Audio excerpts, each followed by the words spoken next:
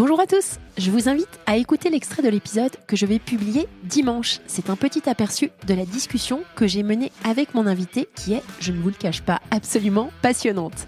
Bonne écoute et à dimanche pour entendre l'intégralité de l'épisode.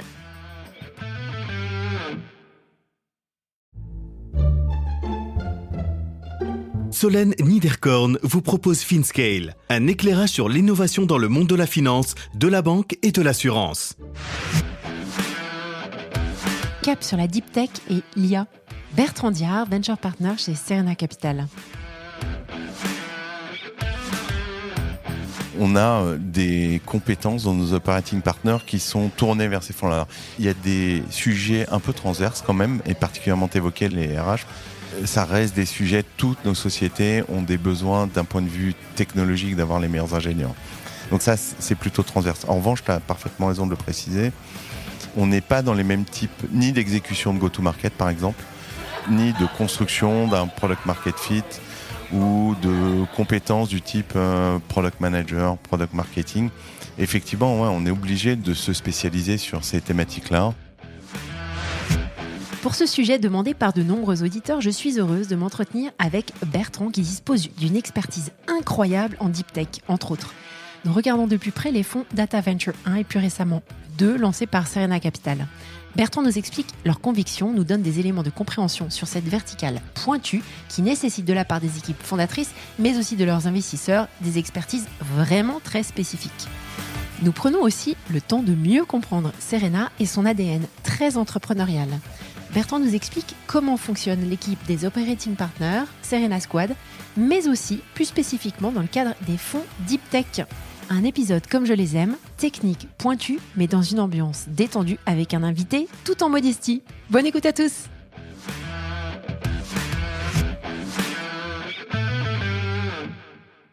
Bonjour à tous, bonjour Bertrand. Bonjour. Merci de m'accorder un petit peu de temps, parce que je sais qu'aujourd'hui ton temps est très compté, je dois être la 10e sur ton agenda. Donc. Non, j'irai pas jusque-là.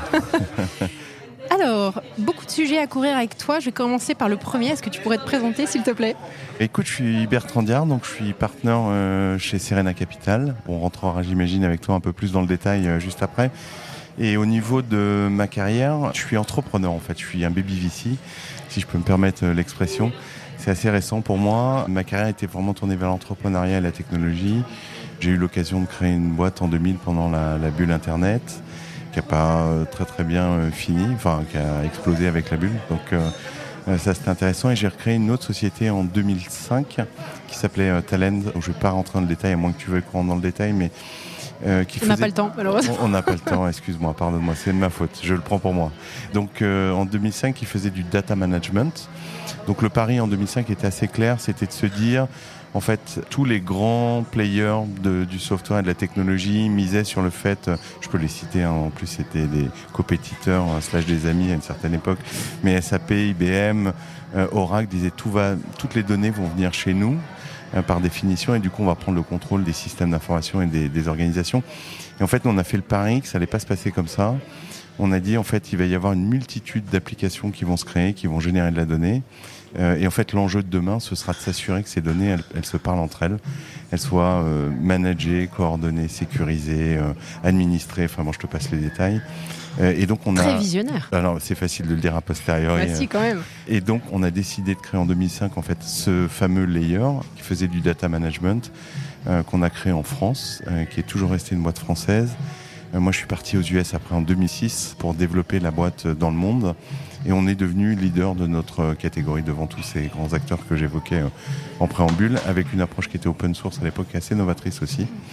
Et puis, bon, après, si tu veux, on rentrera dans le détail, mais on a fait 2006-2016 et on s'est introduit sur le marché américain. Top. Sur le Nasdaq. Sur le Nasdaq, exactement, aux US. Donc, toute une étape de private equity international, français, anglo-saxon, et ensuite américain, et puis ensuite le marché public américain. Super. Alors ça, c'était quand tu étais entrepreneur. Ouais. C'est quoi le lien avec le VC ? Pardon. Alors exactement. Donc 2017, je décide de revenir en Europe pour plein de raisons, dont des raisons aussi familiales.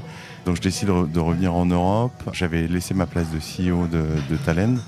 J'étais dans le board. Donc c'était quand même un petit peu moins prenant. Et donc à ce moment-là, je me suis posé la question de ce que je voulais faire.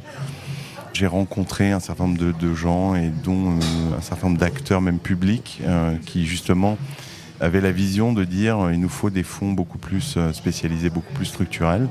Et j'ai décidé en 2017 de créer le premier fonds, donc Data Venture 1 avec Serena, avec une thèse d'investissement qui était d'aller sur toutes les entreprises qui étaient tournées vers le management de la data et l'intelligence artificielle.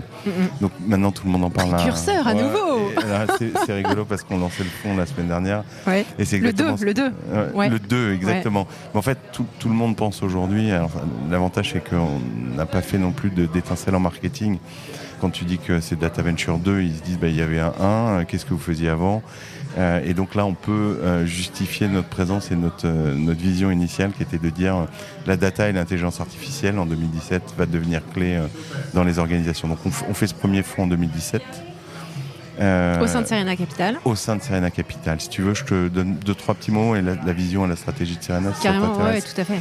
Serena, donc, c'est une société de gestion qui est née en 2008, qui a aujourd'hui 750 millions sous gestion, avec une stratégie très très particulière à 3 niveaux en fait. Donc d'abord le point le plus important, c'est que c'est un des seuls capital risqueurs en France / en Europe qui a un DNA vraiment entrepreneur. Donc c'est-à-dire que tous les partenaires de Serena, on a été des entrepreneurs à plus ou moins grande échelle, mais peu importe. Donc on a opéré à un moment de notre vie.